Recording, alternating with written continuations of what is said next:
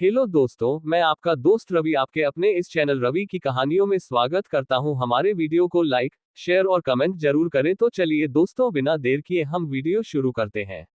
बंगला number 17, भूतिया घरखोरा कहानियां हिंदी।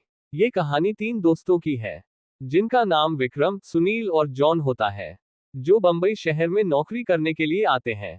तीनों बचपन के दोस्त कुछ कर दिखाने का सपना लिए इस भीड़ भाड़ वाली जगह में अपना मुकाम पाने के लिए दर दर भटकते हैं। उन्हें कोई भी रास्ता नजर नहीं आता। अपने छोटे से गांव में रहकर कॉलेज की पढ़ाई करने वाले सुनील और विक्रम ने कभी सोचा भी नहीं था कि सफलता पाने के लिए इतना दर्द झेलना पड़ता है।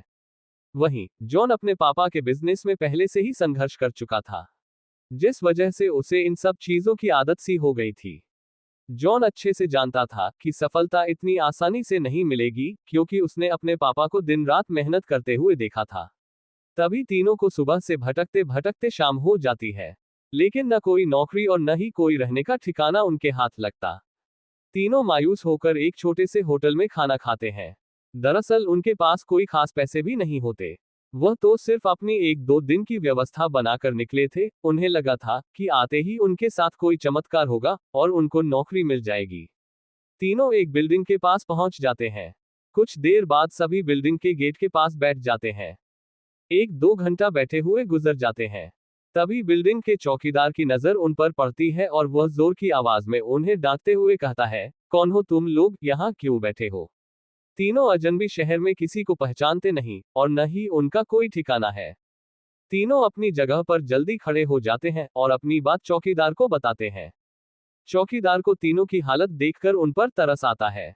उसे एहसास होता है कि कुछ सालों पहले ऐसे ही वह काम मांगने आया था। तब किसी ने उसे सहारा दिया था और आज कम से कम वह इतने बड़े शहर में छोटे से काम के साथ जीवन यापन कर पा रहा है। जॉन उन तीनों में थोड़ा समझदार होता है। वह चौकीदार से कहीं रहने के जुगाड़ की बात कहता है, क्योंकि उसे पता है कि अभी उनकी हालत किराया देने की नहीं है, तो उन्हें कोई किराया से कमरा क्यों देगा। तभी चौकीदार अपने एक दोस्त से फोन पर बात करता है, जो वहीं से कुछ ही दूर बंगला नंबर 17 में साफ सफाई का काम करता है। चौकीदार अपने दोस्त को सारी बात बताता है। तभी उसका दोस्त कहता है कि मेरे साहब तो अपने परिवार के साथ 2 महीनों के लिए बाहर गए हैं। तब तक मैं रहने का इंतजाम कर सकता हूँ। ये बात सुनकर तीनों दोस्त बहुत खुश हो जाते हैं और वह जल्दी से चौकीदार से कहते हैं कि आप हमें बता दीजिए हम उनके पास कैसे पहुंच सकते हैं। चौकीदार कहता है कि वह बंगला थोड़ा दूर है। रात को वहां कोई टैक्सी ऑटो भी नहीं मिलेगा। आज तुम लोग यही सो जाओ, कल सुबह हम साथ चलेंगे। तीनों उसकी बात मान जाते हैं। सुबह उठते ही तीनों चौकीदार के साथ बंगले में पहुंच जाते हैं। बंगले की खूबसूरती देखकर तीनों दोस्त हक्का बक्का रह जाते हैं। उन्हें यकीन ही नहीं होता कि उन्हें इतने अच्छे बंगले में रहने का मौका मिलेगा। बंगले का नौकर तीनों दोस्तों को गेस्ट रूम में ले जाता है। तीनों दोस्त रूम में पहुंचकर राहत की सांस लेते हैं। जल्दी से तीनों नहाकर तैयार हो जाते हैं और काम की तलाश में निकल जाते हैं। अब रहने का तो ठिकाना लग चुका था। तलाश थी केवल अच्छे काम की, जिससे उनका गुजारा चल सके, लेकिन आज भी उनके साथ वही होता है। सुबह से शाम हो जाती है, लेकिन तीनों हताश होकर वापस अपने स्थान आ जाते हैं। नौकर तीनों के लिए खाने का इंतजाम करके रखता है, जिससे उन्हें बहुत ही राहत मिलती है। आज तीनों दोस्तों के लिए बंगले की पहली रात होती है। रात को 12 बजते ही अचानक विक्रम की नींद खुल जाती है और वह अपने आप को बंगले के तहखाने में पाता है, जहां पुराना सामान इकट्ठा करके रखा हुआ था। उसे समझ में नहीं आता कि वह यहाँ कैसे पहुंचा। तभी वह घबराहट में अपने दोस्तों को आवाज लगाता है, लेकिन किसी को कुछ सुनाई नहीं देता। तभी उसके कानों में सब कुछ सुनाई देना बंद हो जाता है और सिर्फ एक औरत के रोने की आवाज जाती है। विक्रम चिल्लाकर पूछता है, कहाँ हो तुम, क्यों रो रही हो? अगले ही पल विक्रम अपने बिस्तर में होता है। वह डर के कारण पसीने से लथपथ हो जाता है। वह अपने दोस्तों को जगाता है। सुनील और जॉन दोनों उसकी बात का मजाक उड़ाते हैं और कहते हैं, तुमने कोई सपना देखा होगा। इस बंगले में तो हमारे अलावा कोई भी नहीं है। और विक्रम भी अपने दोस्तों की बात का यकीन करके इस घटना को बुरा सपना समझकर नजरअंदाज करके सो जाता है।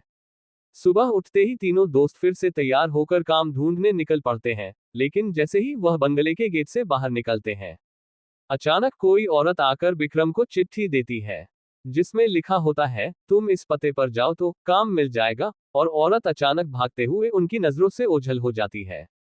तीनों दोस्त की सोच में पड़ जाते हैं कि हमें काम की जरूरत है। यह इस औरत को कैसे पता? लेकिन तीनों को काम की बहुत जरूरत होती है। उन्हें लगता है कि भगवान ने उनकी मदद करने के लिए किसी को भेजा होगा, और तीनों उसी दिशा में आगे निकल जाते हैं जहां का पता उस कागज में लिखा होता है। यहां पहुंचते ही उन्हें एक बहुत ही बड़ी बिल्डिंग दिखाई देती है। दरअसल ये बहुत बड़ी कंपनी होती है, और तीनों कंपनी के गेट पर पहुंचते हैं और वहां के सिक्योरिटी गार्ड को चिट्ठी दिखाते हैं।